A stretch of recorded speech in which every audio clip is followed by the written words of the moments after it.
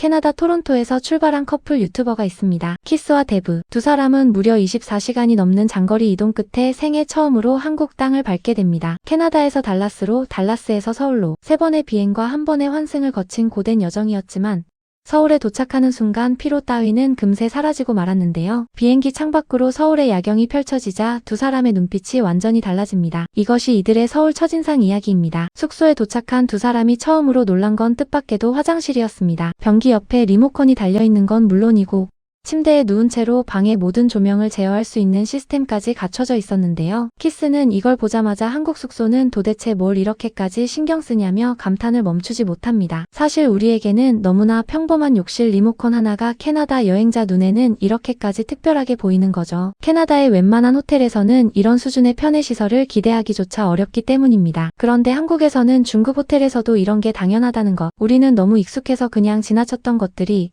외국인의 눈에는 이렇게까지 세밀하게 보이는 겁니다. 배가 고팠던 두 사람이 처음 들어간 곳은 숙소 근처의 평범한 분식집이었습니다. 메뉴판을 보며 뭘 먹을지 한참 고민하던 두 사람은 결국 비빔밥과 라면 그리고 작은 김밥 롤을 주문하는데요. 그런데 주문 방식이 처음부터 신기했습니다. 카드를 기계에 꽂고 버튼을 누르는 것도 낯설었고 먹다 보니 테이블 한쪽에 국물과 물을 셀프로 가져다 먹는 공간까지 있었던 겁니다. 데브는 이걸 보고 뭐든 다 셀프인데 너무 편리하다며 신기해했는데요. 한국인에게는 당연한 국 셀프바와 물 셀프 코너가 캐나다 커플의 눈에는 공짜 서비스처럼 보였던 겁니다. 그런데 진짜 반응이 터진 건 음식값을 확인한 직후입니다. 비빔밥에 라면, 김밥, 롤까지 한 상을 차렸는데 캐나다 달러로 23달러, 우리 돈으로 약 2만원 초반이었거든요. 두 사람은 이 가격에 이 정도 음식이 나온다는 게 믿기지 않는다며 한동안 메뉴판과 영수증을 번갈아 쳐다봤습니다. So there's egg in here.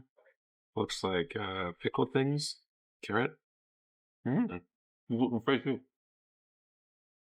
Very cool. 실제로 캐나다 토론토에서 이 정도 분량의 식사를 하려면 세금과 팁을 더해 50달러 가까이 지출해야 하는 경우가 많습니다. 한국의 평범한 분식집 한 끼가 캐나다 커플에게는 완전히 다른 세상의 물가로 느껴졌던 겁니다. 다음날 아침 두 사람은 숙소를 나와 본격적인 서울 탐방을 시작합니다. 향한 곳은 인사동 문화거리. 그런데 이 거리를 걷기 시작한 지 채 5분도 되지 않아 두 사람의 발걸음이 갑자기 멈춰버리는데요. 길 한쪽 구석에 90% 오프라고 써진 간판이 눈에 들어온 겁니다. 한국 스킨케어 제품들을 무더기로 할인 판매하는 뷰티 아울렛이었는데요. 스킨케어라면 전혀 문외한이었던 두 사람이 이 매장에 들어가자마자 완전히 달라졌습니다. 데브는 선반을 훑어보다가 눈이 점점 커지기 시작했고 결국 두 사람은 이곳에서 예상보다 훨씬 오랜 시간을 보냈습니다. 팩에 크림에 마스크팩까지 한 바구니 가득 담아서 계산대에 섰더니 25,000원. 캐나다 달러로 25달러도 채 되지 않았습니다. 데브는 이걸 보고 말 그대로 입을 다물지 못했는데요. 캐나다에서 이 정도 제품들을 사려면 최소 100달러 이상은 각오해야 한다며 한국의 가격에 몇 번이고 계산기를 두드렸습니다. 인사동 거리를 걷다 보면 한국 길거리 음식의 향연이 펼쳐집니다. 키스는 유튜브 쇼츠에서 본 적 있다며 마늘빵 전문점 갈릭보이로 직접 들어서는데요. 마늘 크림이 가득 든 빵 하나를 받아든 키스는 한 입 베어 물자마자 표정이 완전히 굳어버립니다. 겉은 달콤한 시럽으로 코팅이 되어 있고 안에는 마늘과 크림치즈 필링이 가득. 5,100원짜리 캐나다 달러로 딱 5달러짜리 길거리. 빵이 이런 맛을 낼 수 있다는 게 믿기지 않는다는 반응이었는데요. 그리고 데브는 빵을 먹을 수 없는 상황이라 근처 편의점에서 삼각김밥을 골랐습니다. 자신이 늘 아시안 트라이앵글이라고 부른다며 웃었는데 1,200원짜리 삼각김밥 한 입에 이제까지 먹어본 것 중 가장 맛있다는 말을 꺼내버리고 맙니다. 단돈 1달러짜리 편의점 삼각김밥이 이 커플에게는 인생 간식이 되어버린 겁니다. 배를 채운 두 사람이 다음으로 향한 곳은 북촌한옥마을입니다. 고풍스러운 기와 지붕과 좁은 골목이 이어지는 이곳에서 키스는 카메라를 들고 연신탄성을 내뱉는데요. 서울 한복판에 이런 전통마을이 그대로 살아있다는 것이 놀라워요.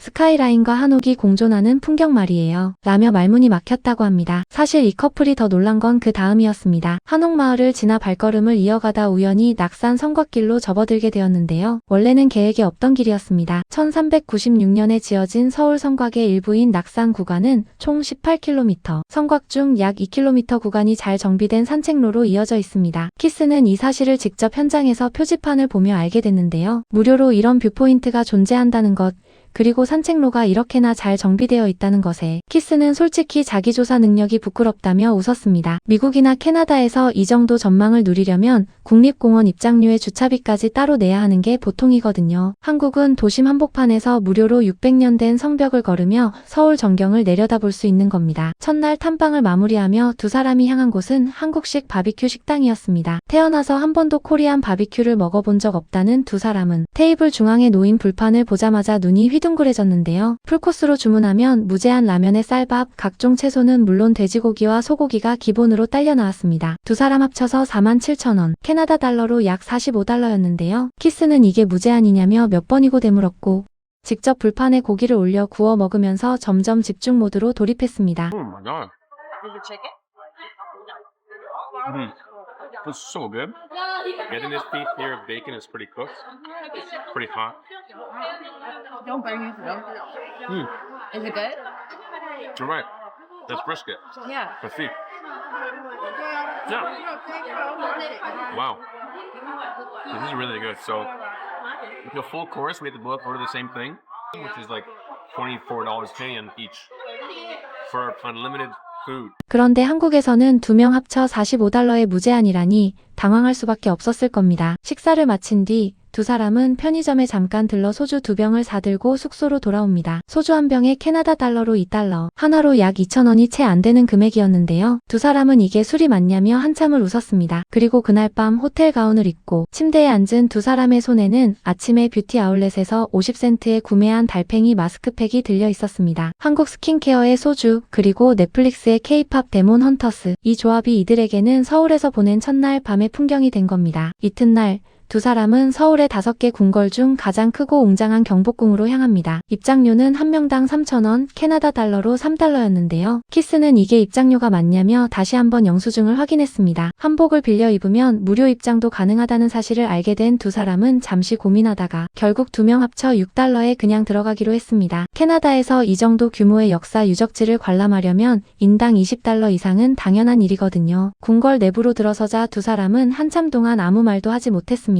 사방이 성벽으로 둘러싸여 있어 도시가 전혀 보이지 않고 산과 하늘만 눈에 들어왔는데요. 1395년에 지어진 조선 왕조의 궁궐이 이렇게 생생하게 보존되어 있다는 사실이 믿기지 않는다고 했습니다. 경복궁 관람을 마친 뒤 두 사람이 지하철을 타고 이동한 곳은 코엑스 내부의 스타필드 도서관이었습니다. 서울의 지하철 시스템이 너무 직관적이고 편리해서 이동이 전혀 무섭지 않다는 두 사람. 스타필드 도서관에 들어서자마자 넋을 잃고 말았는데요. 도서관이 관광 명소이면서 동시에 사람들이 실제로 와서 공부하고 일하는 공간이 된다는 것, 그리고 그 공간이 이렇게 아름다울 수 있다는 것 자체가 외국인들에게는 신기한 광경입니다. 캐나다의 웬만한 공공도서관이 이 정도 규모와 신미성을 갖추려면 별도의 기업 후원이 필수인데 한국은 쇼핑몰 안에 이런 공간이 자연스럽게 자리 잡고 있거든요. 마지막으로 두 사람이 발걸음을 향한 곳은 강남의 K-팝 스퀘어였습니다. 대형 LED 전광판에서 K-팝 뮤직비디오가 흘러나오는 거리를 보며 키스는 이 도시의 에너지 자체가 다르다고 했는데요. 그리고 영상의 마지막 두 사람은 서울 첫인상을 정리하며 말합니다. 서울 이곳은 정말 대단합니다. 저는 이미 한국이 특별하게 느껴져요. 너무 아름답고 다음에는 더 많은 음식을 먹어보고 싶습니다. 단 이틀 만에 서울에 완전히 빠져버린 캐나다 커플. 그들이 두 눈으로 직접 보고 느낀 한국은 우리가 매일 아무 생각 없이 지나쳤던 바로 그 거리였습니다. 어쩌면 한국이 얼마나 대단한 나라인지 우리는 살면서 한 번도 제대로 실감해 본 적이 없는지도 모릅니다. 밥 한 끼 가격에 감탄하고 공짜 성벽 산책로에 눈이 휘둥그레지고 50센트짜리 마스크팩에 행복해하는 이 외국인들의 반응이 그 답을 조용히 증명해주고 있습니다.